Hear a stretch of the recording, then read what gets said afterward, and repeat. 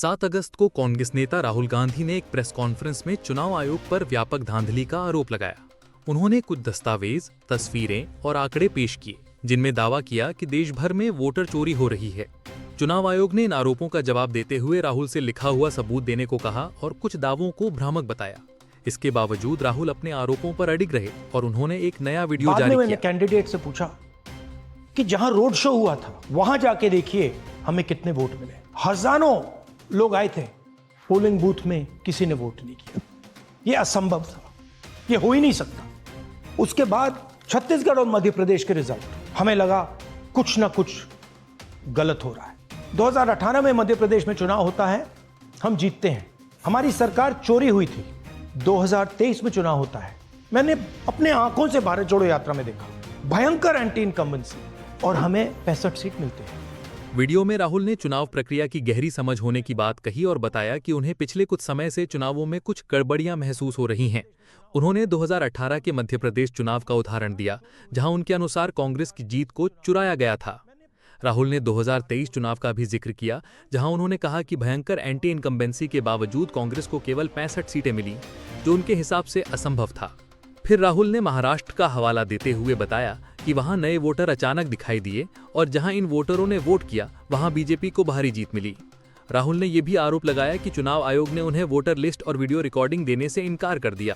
Election commission से electronic voter list मांगी थी, सीसीटीवी फुटेज मांगी थी, उन्होंने अपना काम नहीं किया, हमें नहीं दिया। फिर हमने अपना इन्वेस्टिगेशन कराया, आरटीआई भरे और हमारे पास डेटा आया। भाई और बहनों, सच्चाई यह है कि हिंदुस्तान में इलेक्शन कमीशन और बीजेपी मिलकर इलेक्शन चोरी कर रहे हैं। यह पूरा का पूरा सबूत ब्लैक एंड व्हाइट में आज हमने आपको दिया है। इलेक्शन कमीशन जानता है कि हमने उनकी चोरी पकड़ ली है, इसीलिए एसआईआर आया है। मैं आपको एक और बात बताना चाहता हूं, इस पूरी इन्वेस्टिगेशन में हमने वोटर एडिशन को देखा है, मगर जितना एडिशन होता है शायद उससे ज्यादा डिलीशन होता है, सबट्रैक्शन होता है। तो यह सिर्फ एक मेन तरीका हमने पकड़ा है, दूसरे तरीके पे हमने इन्वेस्टिगेशन की।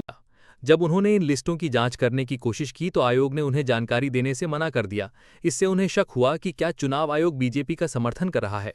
राहुल की टीम ने विभिन्न क्षेत्रों में जांच की और दावा किया कि 5 प्रकार की वोटिंग धोखाधड़ी सामने आई है। उन्होंने उदाहरण दिए, जैसे कि एक ही वोटर का नाम कई बार लिस्ट में दर्ज होना और फर्जी पते वाले वोटर। राहुल ने यह भी कहा कि चुनाव आयोग उन्हें डिजिटल डेटा नहीं देता, केवल कागजी दस्तावेज ही उपलब्ध कराता है, जिससे सत्यापन मुश्किल हो जाता है। उन्होंने चेतावनी दी कि वो चुनाव आयोग को पकड़ लेंगे और सबूत के साथ इस धोखाधड़ी का खुलासा करेंगे। राहुल गांधी ने अंत में चुनाव आयोग पर गंभीर आरोप लगाए और कहा कि वे देश के खिलाफ ये गलत कर रहे हैं।